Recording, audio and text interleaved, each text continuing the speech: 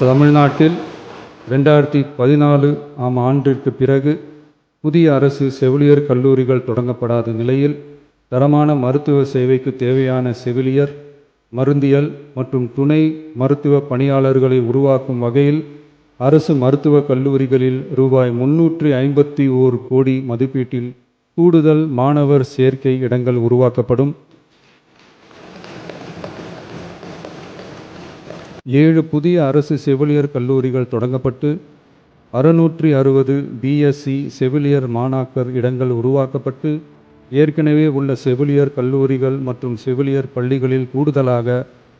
1925 கூடுதல் மாணாக்கர் இடங்கள்,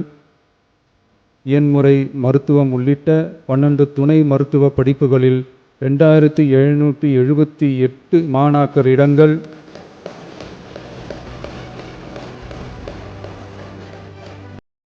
மருந்தியல் படிப்புகளில் 735 கூடுதல் இடங்கள் என மொத்தம் சுமார் 6098 கூடுதல் மாணாக்கர் இடங்கள் உருவாக்கப்படும்.